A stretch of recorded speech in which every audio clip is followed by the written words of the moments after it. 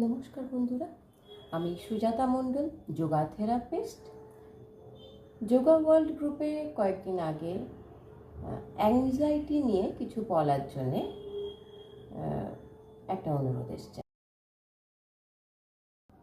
Anxiety 8 থেকে 80 এই এতখানি এজ গ্যাপে বিভিন্ন ধরনের বিভিন্ন এজে অ্যাংজাইটি সমস্যা আছে।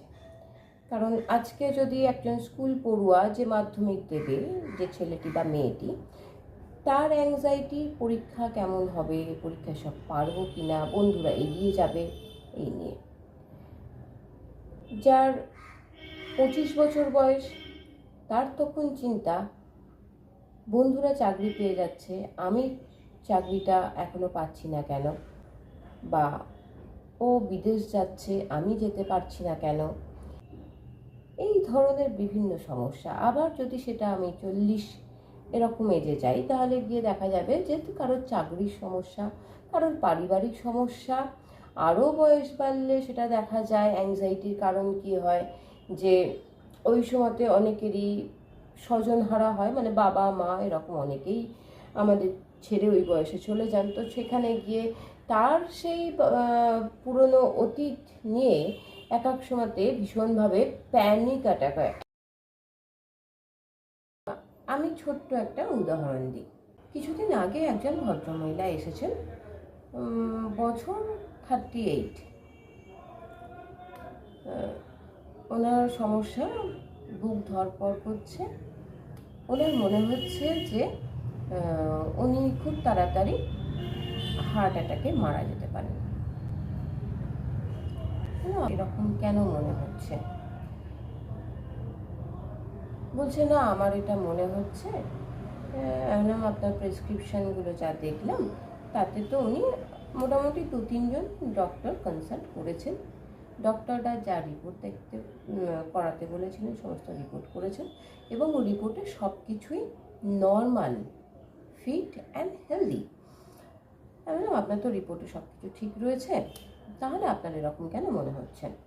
না, আমার তো মা হার্ট অ্যাটাকে মারা গেছেন, তো আমার ওই জন্য মনে হচ্ছে আমারও কদিন ধরে বুকে খুব ব্যথা করছে, আমিও হয়তো হার্ট অ্যাটাকেই মারা যাব। অসুবিধা কী হচ্ছে? না, আমি যদি মারা যাই তাহলে আমার হাজব্যান্ড তো বোধহয় আবার বিয়ে করবে, আমার দুখানা ছোটো ছোটো বাচ্চা রয়েছে, আমার হাজব্যান্ড যদি আবার বিয়ে করে তাহলে সেক্ষেত্রে আমার বাচ্চাদেরকে দেখবে।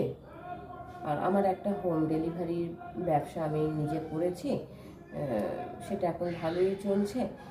আমার ব্যবসাটাও তো বন্ধ হয়ে যাবে, এত কষ্ট করে আমি যে ব্যবসাটা দাঁড় করিয়েছি। রোগী যতক্ষণ না তার মনের কথা খুলে বলছে, ততক্ষণ তার সমস্যাটা কোথায় রয়েছে বোঝা সম্ভব না। তার কারণ আমাদের প্রত্যেকটা তার একটার সাথে একটা জড়িত। এবার তারের কানেকশানটা কোথায় খোলা আছে সেটা তো দেখতে হবে, জানতে হবে। আমি জিজ্ঞেস করলাম, আপনার মায়ের বয়স কত? তো বললেন যে আমার মায়ের বয়স 78। বাবা বেঁচে আছেন? বলছে না, বাবা মারা গেছেন বছর 5 হলো, তারপরের পর থেকে মায়ের শরীরটা খারাপ করতে শুরু করেছে। আচ্ছা, মায়ের আর কিছু রোগ ছিল?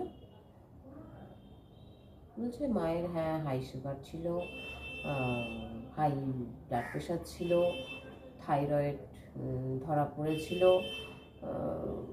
এইরকম বিভিন্ন একটা সিরিজ। বেশ ভাবুন, আপনি তো ডক্টর টেস্ট করিয়েছেন, আপনার এই এজে আপনার হাজব্যান্ড আপনাকে যথেষ্ট ভালোবাসে, আপনি নিজেই বলছেন, আপনার বাচ্চারাও আপনাকে খুব ভালোবাসে, এবং আপনি যে টেস্টগুলো করিয়েছেন সেই টেস্টে রিপোর্ট সবটাই ভালো এবং নর্মাল, এবং আপনি যথেষ্ট স্লিম ট্রিম, আপনি নিজেকে যথেষ্ট মেনটেন করেছেন। আপনার মায়ের এজ আর আপনার এজ দুটো সমান নয়। আপনার মায়ের পরিস্থিতি আর আপনার পরিস্থিতি দুটো কিন্তু সমান নয়। আপনার যা প্রেসক্রিপশান রয়েছে তাতে আপনার sugar normal, blood pressure normal, আপনি ডেলি অ্যাক্টিভিটির মধ্যে রয়েছেন, আপনি নিজস্ব একটা হোম ডেলিভারি বিজনেস চালাচ্ছেন, সব কিছু আপনার কাছে কিন্তু নর্মাল রয়েছে। তাহলে তো আপনার বলছে হ্যাঁ এটা তো ঠিক কথা। তখন ভদ্রমহিলা আস্তে আস্তে বললেন, একটা কাজ করুন, যোগা শুরু করুন। আপনি বন্ধু বান্ধবদের সাথে কতদিন দেখা করেননি না, সে তো বহু বছর হয়ে গেল, কাজ করে তো সময় পাই না। সব কিছুর মাঝখানে একটু এগুলো দরকার।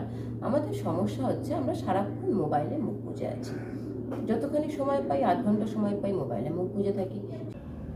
আমরা বাজার দোকান করতে গেলেও ডিজিটাল, আমরা বন্ধুদের সাথে আড্ডা মারতে গেলেও ডিজিটাল, আবার কোনো ক্লায়েন্ট মিট করতে গেলেও ডিজিটাল, সবটাই ডিজিটাল হয়ে গেছে। মানে হিউম্যান টাচ কমে গেছে, আমরা একা হয়ে গেছি। প্রত্যেকটা মানুষ একাকিত্বে ভুগছে, এবং এই একাকিত্বে ভোগার ফলস্বরূপ আমাদের অ্যাংজাইটি, আমাদের ওভার থিঙ্কিং, আমাদের থট প্রসেস আস্তে আস্তে চেঞ্জ হয়ে যাচ্ছে। সুতরাং লাইফটাকে এনজয় করুন, খুশি থাকুন, সুস্থ থাকুন। আমি অ্যাংজাইটি নিয়ে আবার নেক্সট এপিসোডে আসব। যদি আপনাদের কোনো রকম প্রশ্ন থাকে, আপনি আমাকে হোয়াটসঅ্যাপ করতে পারেন। আমাকে যোগা ওয়ার্ল্ড যে ফেসবুকে গ্রুপ রয়েছে, আপনারা সেখানে লিখতে পারেন।